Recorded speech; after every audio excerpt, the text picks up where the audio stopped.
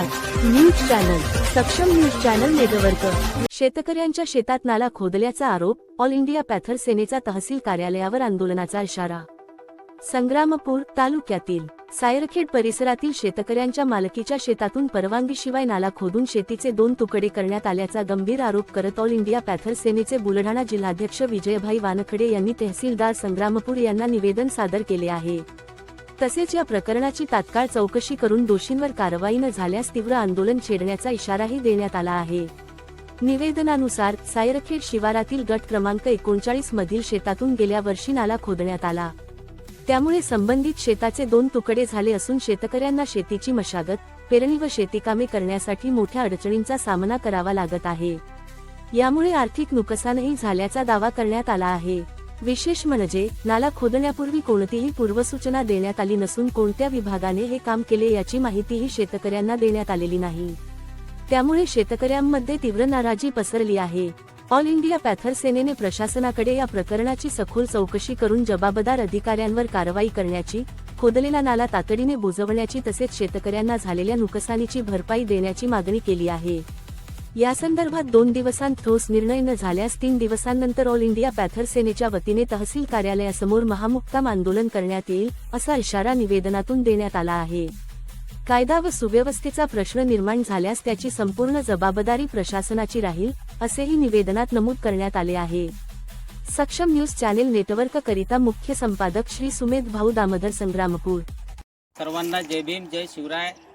आज all India Panther सेना बुलढाणा जिल्ह्याच्या वतीने माननीय तहसीलदार साहेब, तहसील कार्यालय संग्रामपूर यांना एक निवेदन या ठिकाणी दिलेले आहे।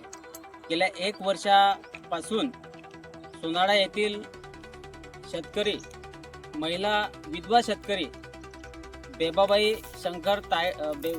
शंकर सरदार या विधवा महिला शेतकऱ्यांच्या शेतामध्ये शासन प्रशासनाच्या माध्यमातून, सरकारच्या माध्यमातून 2.5 एकर शेतीमध्ये 2.5 एकर शेतीच्या मधोमध असा एक खूप मोठा या ठिकाणी नाला या ठिकाणी खोदण्याचं काम या शासन प्रशासनाने या ठिकाणी केलेलं आहे। आज मी मागच्या वर्षी सुद्धा या विधवा महिलेच्या शेतामध्ये जाऊन त्या ठिकाणी त्या शेतीची त्या ठिकाणी पाहणी केली। अक्षरशः शेतीचे त्या ठिकाणी 2 तुकडे या ठिकाणी झालेले आहेत। 1 वर्षापासून ही महिला शेतकरी, विधवा महिला शेतकरी माननीय तहसीलदार साहेब असेल, पटवारी असेल, त्या संबंधित खात्याचे अधिकारी असतील, यांना वेळोवेळी त्या ठिकाणी प्रत्यक्ष भेटून निवेदन दिले। मीही स्वतः वैयक्तिक तहसीलदार साहेबांसोबत या विषयासंदर्भात चर्चा केली, परंतु माननीय तहसीलदार साहेब यांनी उडवाउडवीचे उत्तर देऊन हा बांध कोणी बांधला, हा बांध कोणी खोदला, ही या शेताचे 2 तुकडे कोणी केले, या संदर्भात कुठलीही असमाधानकारकपणे या ठिकाणी उत्तर माननीय तहसीलदार साहेबांकडून या ठिकाणी मिळालेलं आहे। आणि म्हणून ही जी काही महिला विधवा शेतकरी आहे, या शेतकऱ्याचं गेल्या 1 वर्षापासून त्या ठिकाणी अतुनात असं या ठिकाणी नुकसान झालेलं आहे।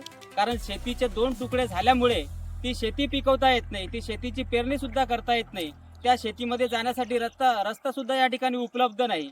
आणि म्हणून अशा दुर्बल महिला विधवा शेतकऱ्यांना जर अशा प्रकारचा अन्याय जर शासन प्रशासनाच्या माध्यमातून होत असेल, तर हा अन्याय ऑल इंडिया पॅथर सेना या ठिकाणी बिलकुल खपून घेणार नाही।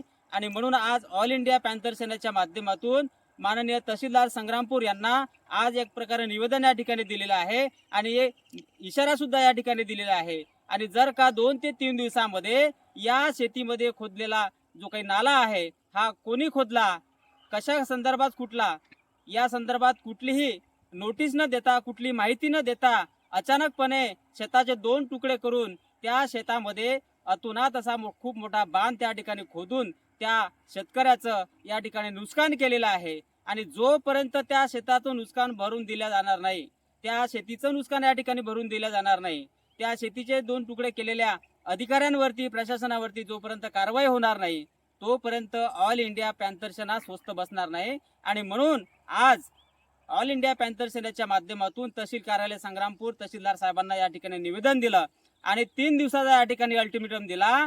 जर का 3 दिवसामध्ये संबंधित अधिकाऱ्यांवर कारवाई जर केली नाही किंवा रिसर्च चौकशी करून त्या शेतकऱ्यांना जर त्याचा मोबदला दिला नाही, अधिकाऱ्यांवरती कारवाई केली नाही, तर सोमवारी येणाऱ्या सोमवार म्हणजे येणाऱ्या 8 तारखेला ऑल इंडिया पॅन्थर सेनेच्या माध्यमातून तहसील कार्यालय माननीय तहसीलदार साहेबांच्या कार्यालयामध्ये महामुक्काम आंदोलन या ठिकाणी केल्याशिवाय राहणार नाही. अशा प्रकारे